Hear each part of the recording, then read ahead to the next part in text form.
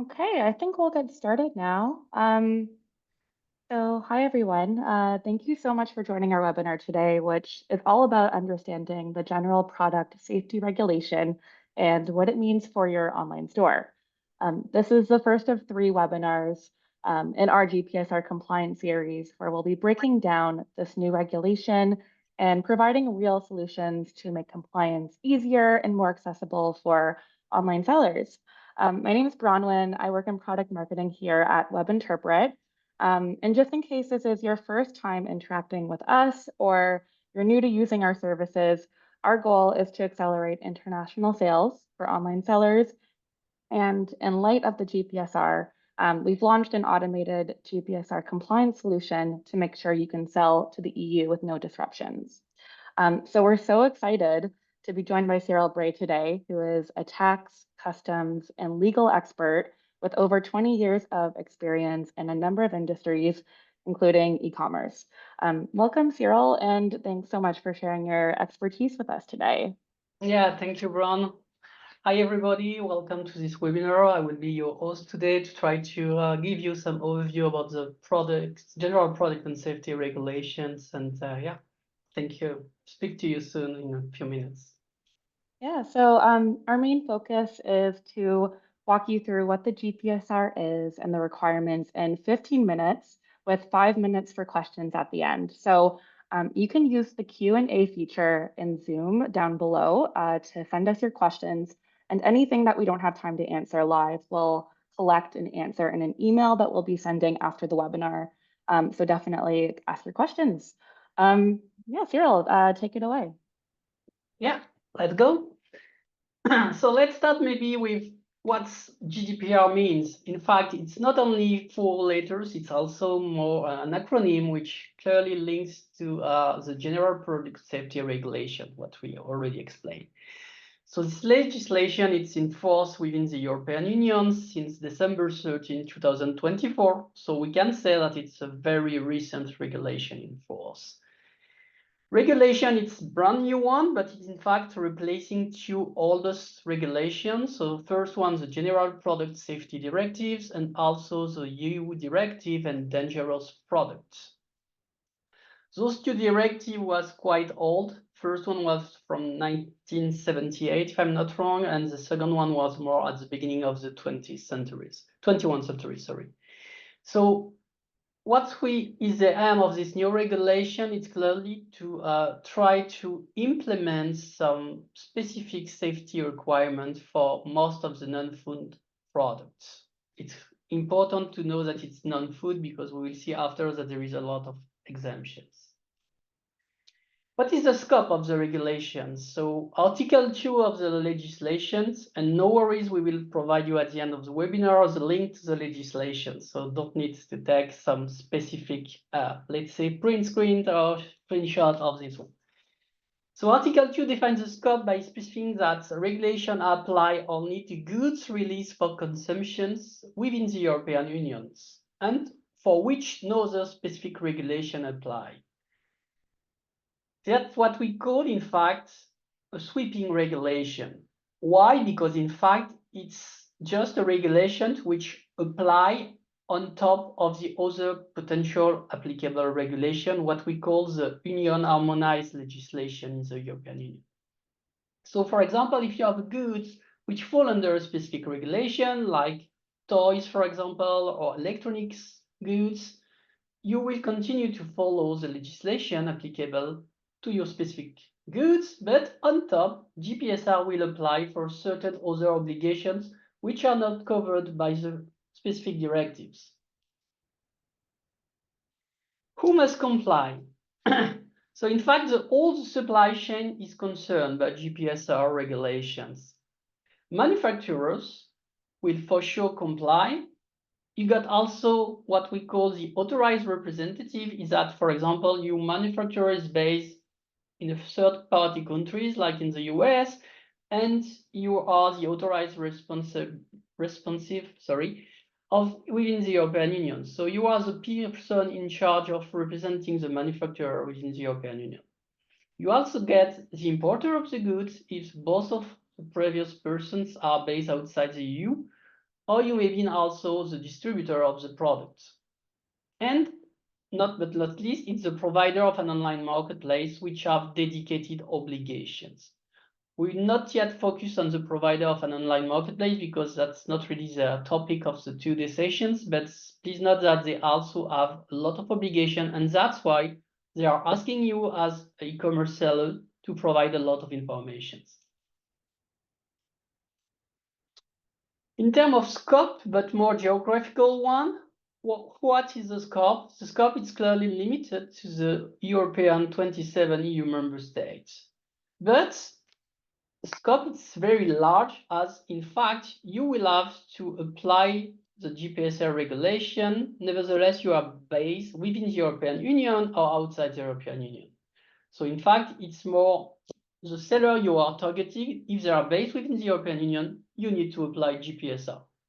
If you are EU-based, if you are not EU-based, that don't really matters. You need to apply it. What are the products within the scope? So as we start with, in fact, I insist about the non-food consumer products because that's clearly the scope of the new regulations. Which is really important to note is that it's including use, repaired, and reconditioned product. So that means that it's not only focusing on brand new items which are delivered to the market, but also if you are reselling used or repaired goods, they must comply with GPSR. So if you are selling product which needs to be repaired, which could be the case, but if it's clearly mentioned in the label of your product or in your advertisement, you don't need to comply with GPSR because the product is not available to the market directly. It needs to be repaired first before being again available on the market.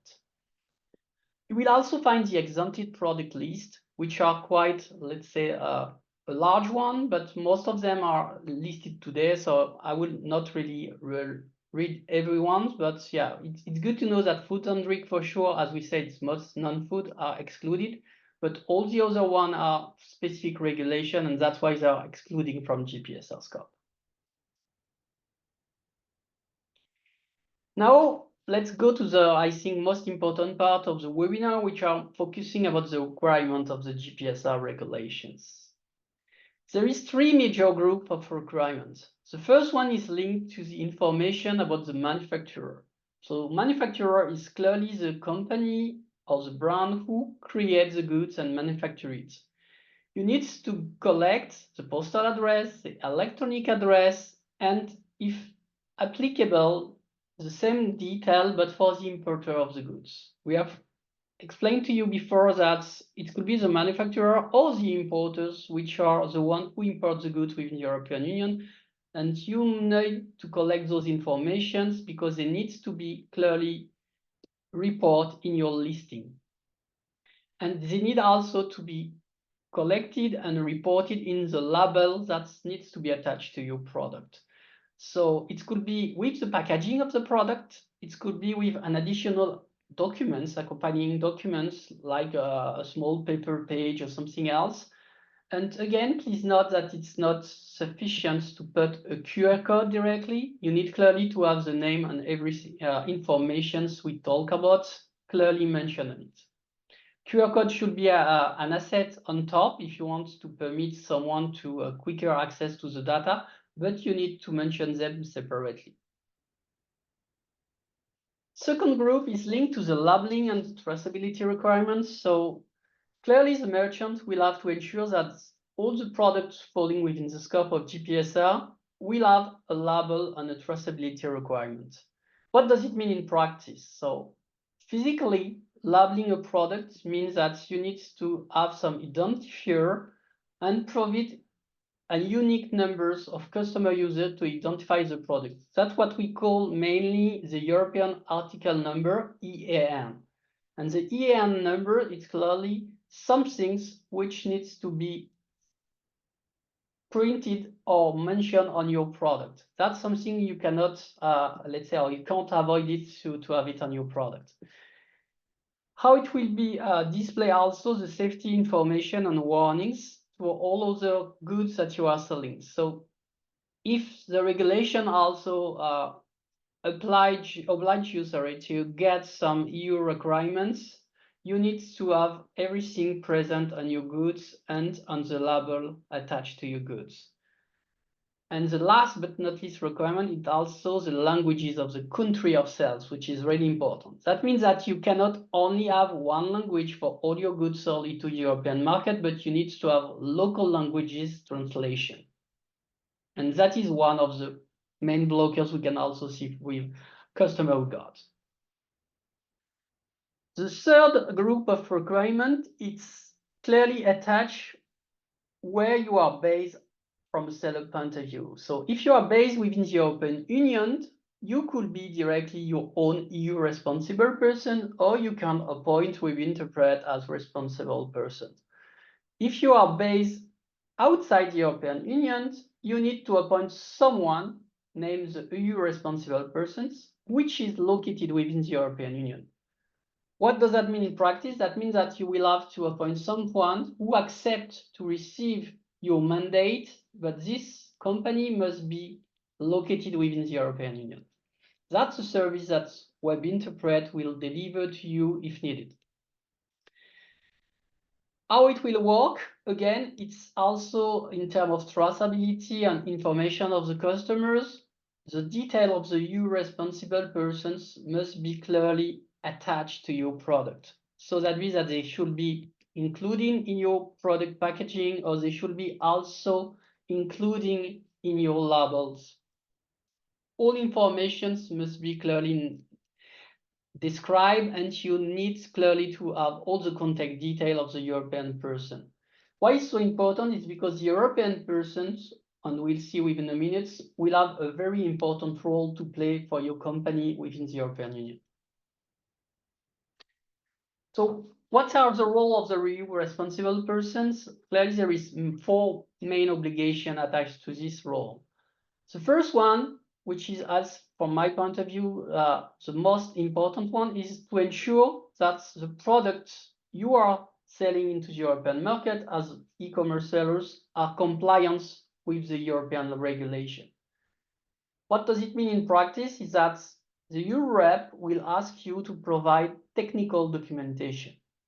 I know it could be considered as a very difficult word. Why, if I sell a t-shirt, I need to provide a technical documentation, for example? But again, by technical documentation, it's mainly the characteristic of your product.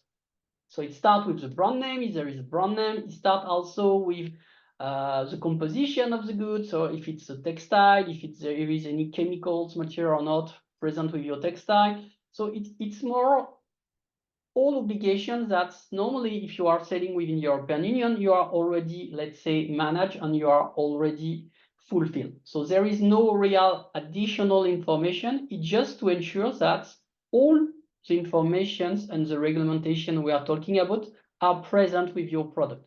So it's acting, let's say, as a sort of an external auditor. We would just cross-check and tick box. Okay, does the seller have technical documentation for all goods? Yes. Okay, that's great. So we can move to the next obligations. Second obligation and requirement are linked to the storing documentation. As the EU rep will play the middleman between you, manufacturer or seller, and the authorities within the European Union, we will have to keep a record of what you have shared with us. So for a certain period of time, and up to 10 years, we will have to collect and save all information that you will have provided with your responsible persons. In case of market authority questions or requests, we will have then the possibility to provide them information that you have already shared with us. Third one is handling the request from the authorities. So handling the request from the authorities, it's clearly if there is any problem with the goods you are selling within the European Union, the EU person will be contacted and will have to be. So it could be a sort of inbound or outbound request from authorities.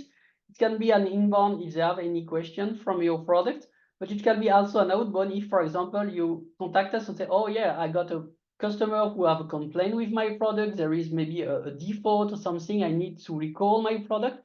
We will play this role with the authorities. And the last one is supporting authorities. So it's clearly informing and cooperating with market surveillance authorities when necessary. So when I said ISO necessary, it could be in case of recall of product, it could be in case of maybe danger linked to a certain product. So again, the EU rep will be the man who will represent the quality of your product and the safety of your product in front of the authority in Europe.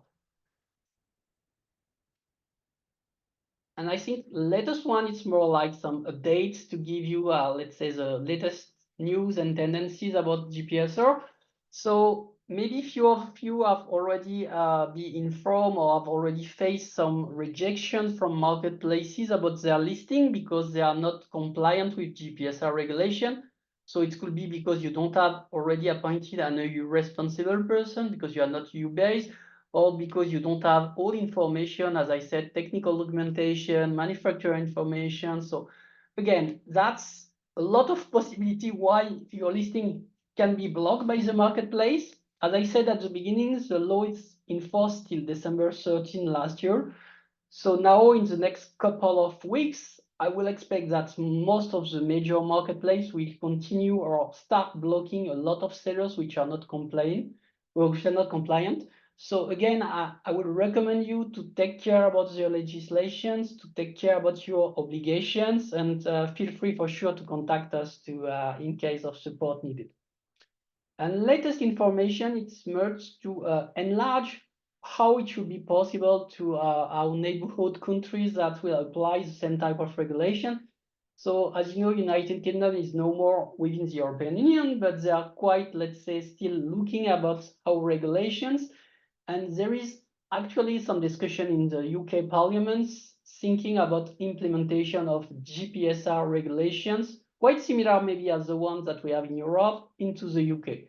So for sure, let's say, keep an eye on it, and we will continue to inform you and to provide you more detail about this new regulation. And I think that's it for me. It's now time for Q&A.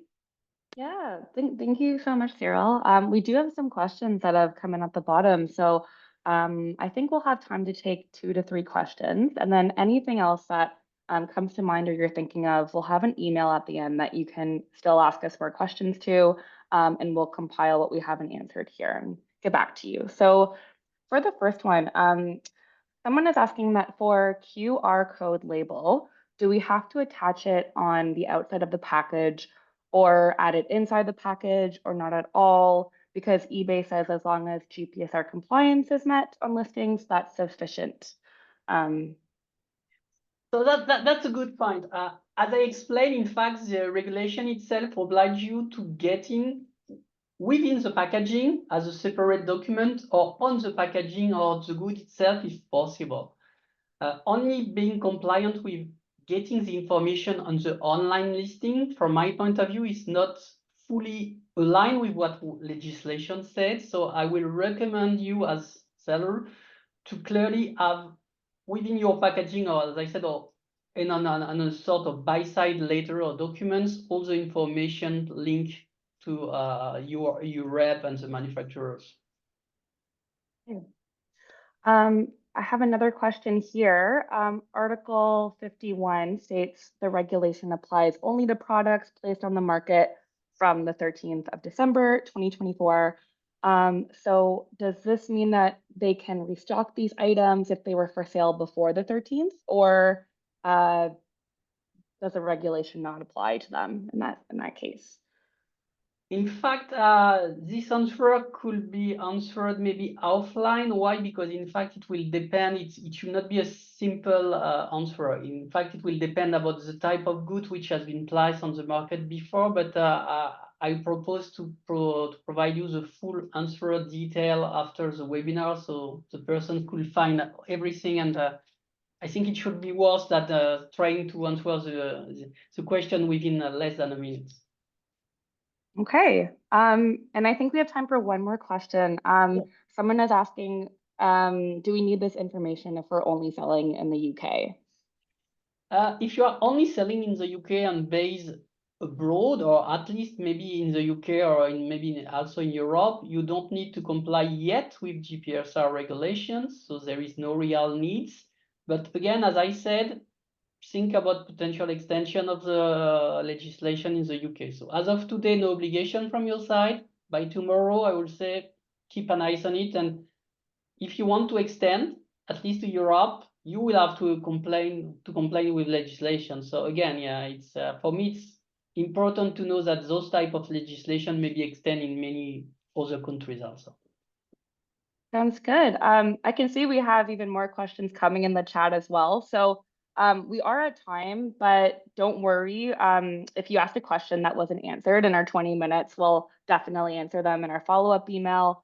That will also include the presentation recording and the slide deck. So we'll send that whole package to you within the next 48 hours.